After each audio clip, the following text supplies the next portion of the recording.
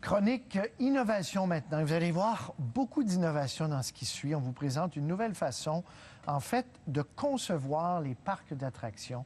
Une entreprise montréalaise mise sur l'univers des jeux vidéo pour concevoir des manèges qui procurent des sensations vraiment uniques. Vincent Maisonneuve.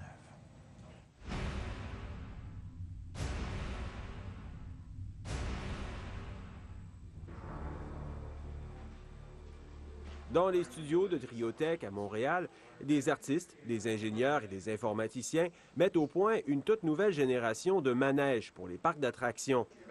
Triotech, c'est une compagnie québécoise, montréalaise assez unique parce qu'on amène toute l'expérience qui a été apprise dans les jeux vidéo, puis on l'amène dans les parcs d'attractions. Ça, c'est l'ancêtre. C'est ça, exact. Ça, exactement, c'est quoi comme... Ça, c'est un simulateur pour enfants, pour les centres d'amusement pour enfants. Fait que 2 enfants s'assoyaient puis mettaient un jeton. Aujourd'hui, l'entreprise produit des simulateurs 3D qui transportent les joueurs, tantôt dans un Far West envahi de robots, tantôt dans une ville infestée de mutants reptiliens. Le mouvement des sièges nous plonge encore plus dans l'action. Les joueurs doivent sauver le monde et la palme revient au tireur qui enregistre le meilleur score. Tout est fait au Québec. On a notre centre de recherche-développement à Montréal, puis on a une usine à Joliette qui assemble tous les produits. Mais c'est des produits québécois. L'entreprise compte aujourd'hui plus d'une centaine d'employés. Si tout est fait ici, c'est à l'étranger que Triotech a d'abord connu du succès. C'est un peu drôle parce qu'on a commencé ici à Montréal, puis on n'a pas eu de clients au Québec, puis au Canada, puis il a fallu qu'on aille vendre à l'étranger. On est allé à Dubaï, on est allé en Chine. Triotech est présent en Turquie, au Danemark et en Allemagne. On les retrouve aussi à San Francisco et depuis quelque temps à Edmonton et Toronto. On est dans maintenant 40 pays, donc on est sur tous les continents. C'est d'ailleurs à Toronto que l'on retrouve l'une des dernières innovations de l'entreprise. On est sur une montagne russe, on est assis dans un véhicule, puis on se promène dans un tunnel, il y a des écrans géants et on a un fusil et on se bat contre des méchants. Donc c'est un mix de jeux vidéo qu'on a à la maison et de montagne russe de parcs d'attractions.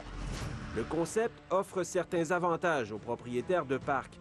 Il est possible de transformer le manège sans toucher à l'infrastructure. Il suffit de modifier l'histoire qui est projetée sur les écrans. Par exemple, à Toronto, le combat contre le dragon devient à l'Halloween une chasse aux zombies. En appuyant littéralement sur un bouton, d'une heure à l'autre, par exemple, à 5 heures, il pouvait montrer le dragon, mais le soir, à 7 heures, c'était les zombies. Le retour sur investissement est beaucoup meilleur pour les parcs d'attractions et ça fait que les gens peuvent revenir plus souvent. Donc, les gens sont attirés par les nouveautés dans le parc, puis ils reviennent plus souvent. L'innovation a permis à Triotech de décrocher un nouveau contrat avec un parc d'attractions de Los Angeles. Ça s'appelle le Voyage to the Iron Reef. Les gens sont assis dans un véhicule, ils ont une espèce de fusil frigorifique pour se battre contre une armée de subaquatiques, de mutants qui veut détruire le parc d'attractions. Puis les gens doivent arrêter les méchants, dans le fond. Puis c'est vraiment notre projet le plus gros qu'on a jamais signé. Puis c'est un projet majeur pour nous, là, puis on est très contents d'avoir signé ça. Le succès aura finalement permis à Triotech de percer le marché québécois. Un simulateur comme celui-ci a été installé à la ronde, mais pour y jouer, il faudra attendre le retour de l'été. Ici Vincent Maisonneuve, Radio-Canada, Montréal.